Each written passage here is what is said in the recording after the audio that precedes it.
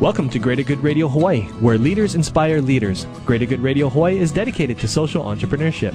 I'm your host, Evan Leong, and with me is my co-host, Carrie Leong.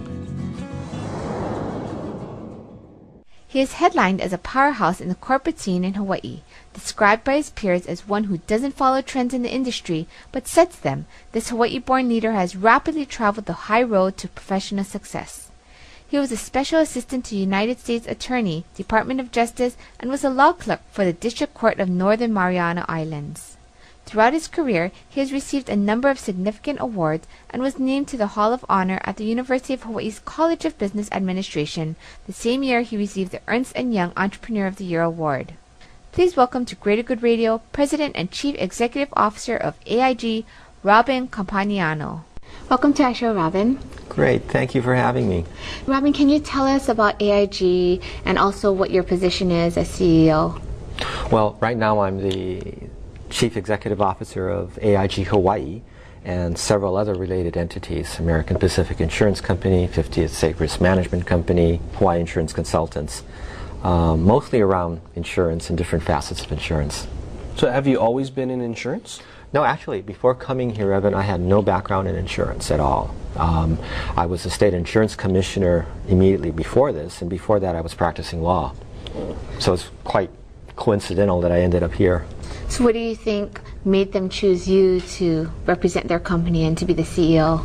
I don't know. I really don't know. I sort of wish I did. But when I decided to leave the position as insurance commissioner, I thought I'd go back and practice law. And several insurance companies came calling and asked me if I'd be interested in joining them. And at that time I thought, no, I think I'd rather go practice law. I don't want to be an insurance company's attorney. It just didn't seem right. But several of the offers were to run insurance companies, and I thought, well, that's a nice place to start. Start at the top. I know how to regulate insurance companies. I don't know anything about how to operate one, but I'd give it a try for a couple of years and see how I did. What was the hardest thing about moving from law to the insurance commissioner to CEO? I think the challenges of every single job were at times insurmountable, but you just got to plug through. I can't look to any one facet of it, Evan. Moving from career to career always presents different challenges.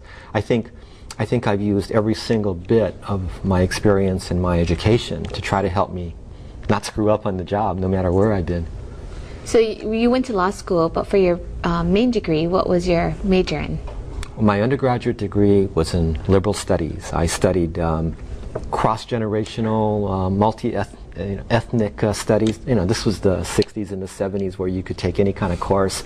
So I was very knowledgeable with ethnic studies that, as it was then defined, and I could talk at great lengths about Japanese literature and compare modern Japanese writers to turn-of-the-century Russian writers. Very relevant thing for the job I'm doing now. What is it that you wanted to do with that degree, though? Oh, I wanted to save the world. I wanted to go join the Peace Corps. I wanted to be a translator at the United Nations. I wanted to just travel and be a social worker or perhaps a teacher. I had no idea what I really wanted to do at that point. But it was a lot of fun trying to figure out what I was going to do.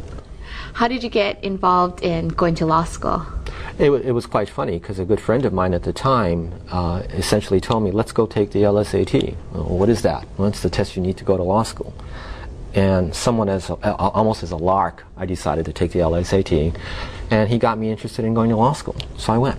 Wait, did you study for the test, or you just took the test? I think we went out and got drunk the night before, and that relaxed me. That's about the length of my preparation for the LSAT. It's like one of the hardest tests you can take, that's why. I don't know. I guess I was pretty numb to it at the time. He's saying he's naturally intelligent. No. I just took the test. Perhaps it was a lot easier then to get into law school.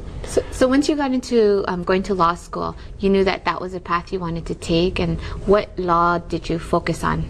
Well, what was really interesting, too, was my roommate at the time wanted to go into business. He was going to be a corporate lawyer, a tax lawyer all the way. I was going to be the trial lawyer. I was going to go to court and be the next LA Law, Perry Mason, pick a role model. And in classes, he excelled in corporate taxation and courses like that.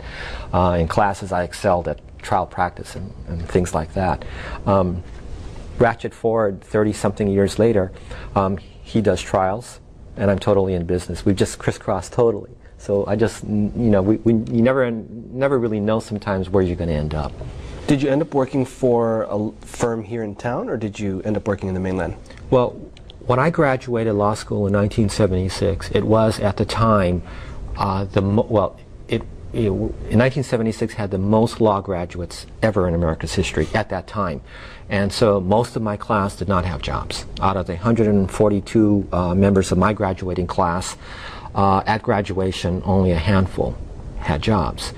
And very fortunately, when I had applied for a job back home with the Supreme Court, Justice Minor at that time said, I'm sorry, I don't have a job for you, but I've referred your resume to Attorney General Ron Amamiya, and he's agreed to take you on. Had it not been for Ben Minor, and you may recognize him as Senator Rob Minor's father, I would not have come back to Hawaii. There were no jobs. After coming back, my law school colleagues who were from Hawaii, very few of them could find a job within the first few months, or actually for the first year, a steady job within the first year of graduation. So I was just extremely fortunate to be able to come back. What did those people do then if they didn't get a job? Oh, they were working part-time, they were studying for the bar, they did not have an offer of full-time employment like me. So I was just really lucky. And then when did you get the inkling that I've had enough of law, I'm going to move on? Well, I still like the law. To me, it's very fascinating. I love the TV shows when they, the Boston Legal and all of that. However, when I was working for the Small Business Administration as the attorney there, I was very much intrigued with the business side of the equation. And so that's when I went back to school and got my MBA. And that sort of intrigued me. When I was at the SBA, I sort of transitioned from being the attorney for the SBA to be the administrator for the Small Business Administration.